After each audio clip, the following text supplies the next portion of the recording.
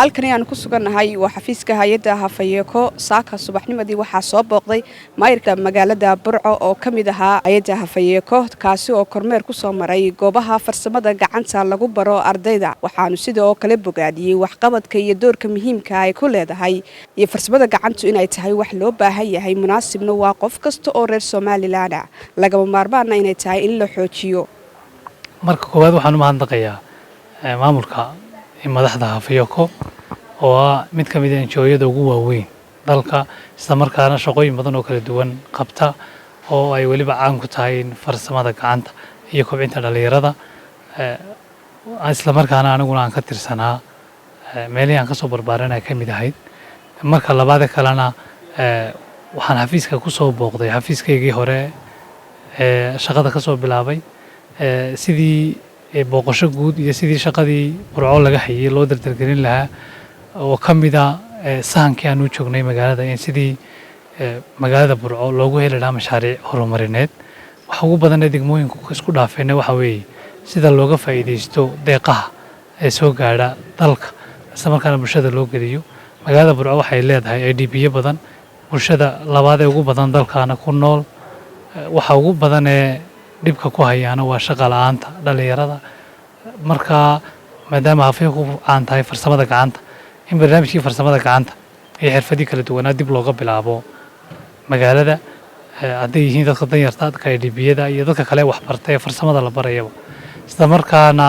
mashaariicdii horumarineed ee kalena dib looga dardargeliyo degmada guud ahaan waan uga mahadcelinayaa sida fiican ay noo qaabileen ballanqaadka fiican ay noo sameeyeen iyo sida ay ugu heelayeen inay mar labaad dib u bilaabaan anagoo labadeeduba iskaashanayna waxaan kaloo ugu mahadnaqayaa sida quruxda badan ee ay shaqadooda u gudanayaan iyo dadka badan ee ay soo saareen iyo farsamada wanaagsan ay wadaan inaanu taa ka qaadano oo halka iyagii geenaana waa xilka idinkana waxaan idinka rajeynaynaa inaad codsiga iyaga iyo shaqadaba labadaba aad fulin doontaan haddii Ilaahay ka dhigo sidoo kale maayirka waxa uu helinayay xubno ka tirsan hay'adda Hafayeko gudoomiyaha hay'adda Cabdiraxmaan Caydiid iyo sidoo kale agaasimaha hay'adda Cabdulaahi Maxamuud Xasan waxaana iyagana hadaladoodii ka mid ahaa maanta waxaan joognaa xarunta Hafayeko xafiiska weyn ee Hargeysa iyadoo bishu tahay September 4 2022 waxaa sharaf weyn oo runtii inuu soo booqday maayirka Burco dhalinyarada yar mudane Cabdirasaaq oo kana mid ahaan jiray saraakiishii Hafayeko muddo dheer soo shaqeynaysay runtii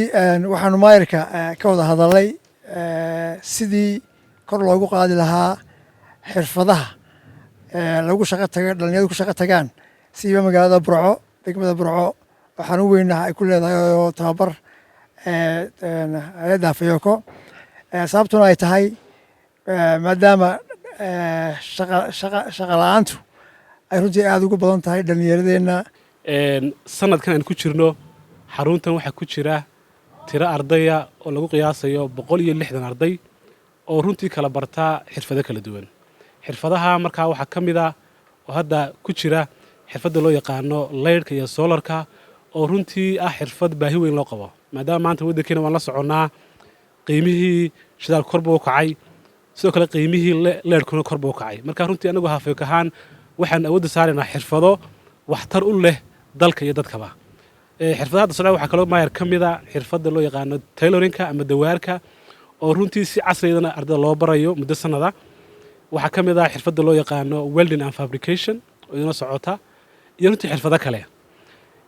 haddaba runtii maayir maadaama magaalada labaad ee ugu weyn ee aan ka shaqeynaa ay tahay magaalada Burco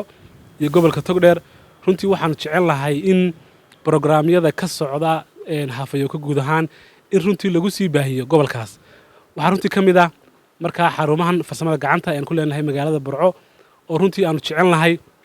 inaanu runtii sii xoojino iyadoo marka runtii aan awoodda saari doono xirfadaha looga baahan yahay magaalada Burco wax laga yaabaa Hargeysa xirfadda looga baahan yahay iyo Burco inay kala duwan yihiin runtii waxaan jecel lahay in marka hore aan la fadhiisano muxuu ahaa golaha deegaanka aad runtii hogaaminayso oo isla garanno xirfado noocyo warta looga baahan yahay degmada Burco marka runtii kuwa aynu awoodda saarno sidoo kale waxa runtii aanu jecel lahay arrimahan marka laga hadlayo humanitarianka ee abaaraha runtii soo noqonaya laftigooda inaan runtii qayb ka qaadano maadaama runtii deegaankaasi saameyn ku yeeshay abaari ku yeesheen Bishaara Cabdi Jaamac Honkebel Hargeysa